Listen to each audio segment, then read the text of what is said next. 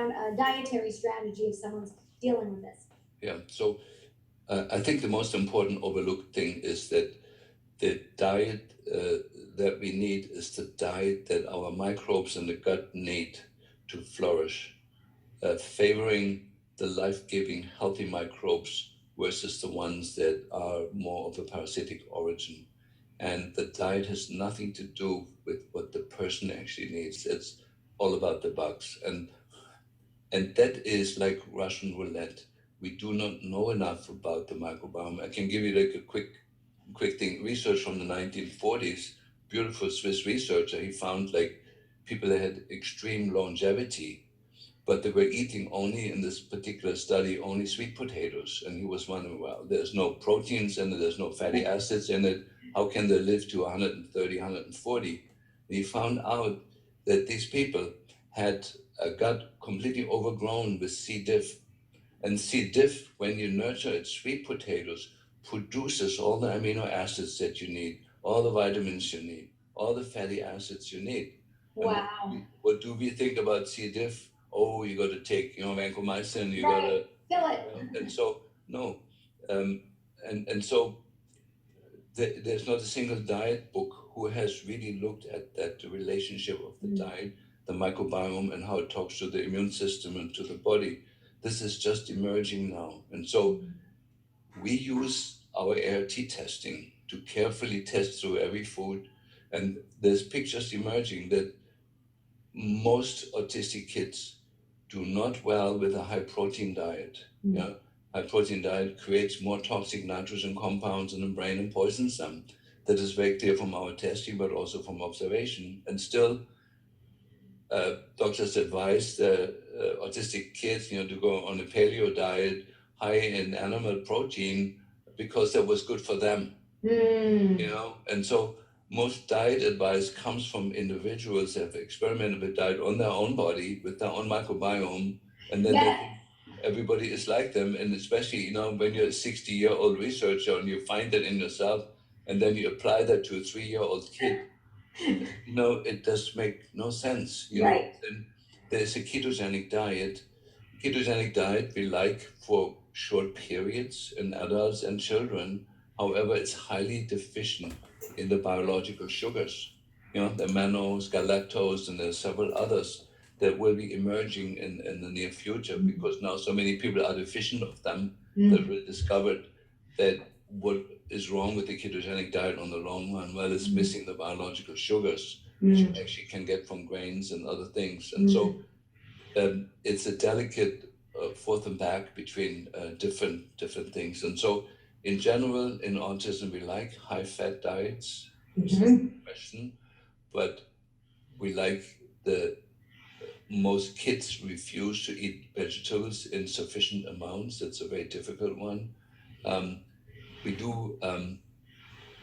We have this beautiful Australian study shows sulforaphane, the broccoli sprout extract, being curative, and even in teenagers, autistic kids, dramatic results.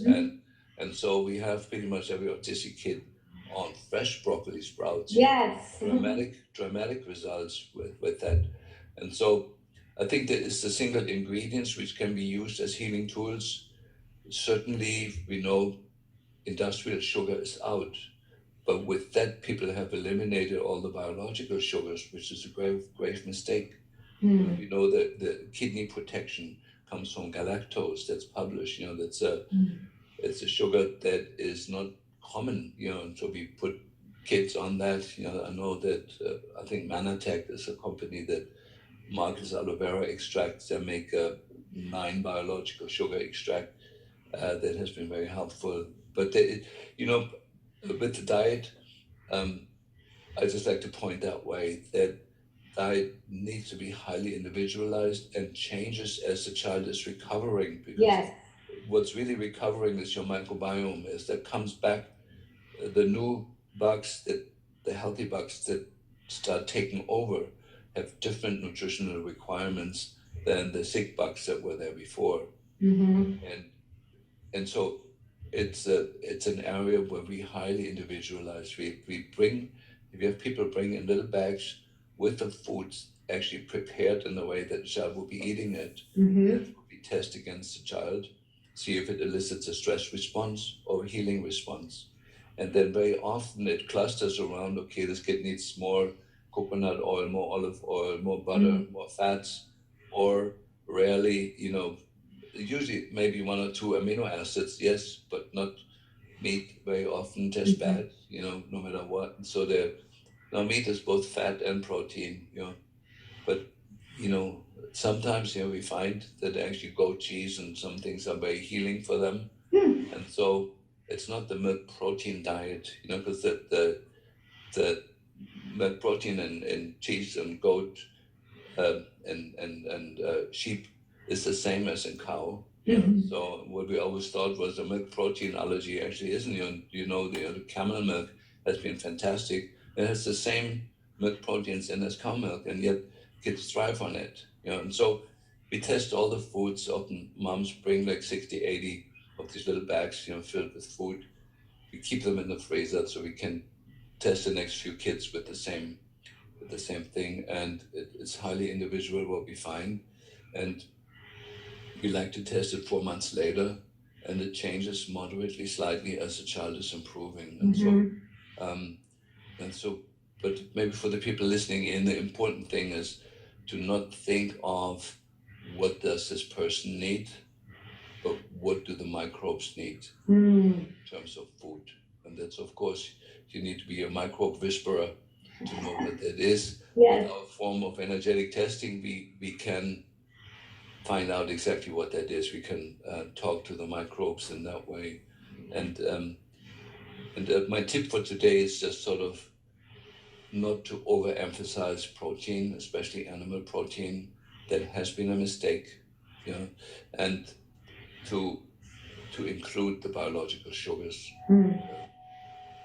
Great. Wow. Well, this has been amazing. And thank you so much for your time today and all your wisdom. Thank you very much. And I'll go back to work. All right. Very good. Thank you. Take care. Thank you. Bye-bye. Bye.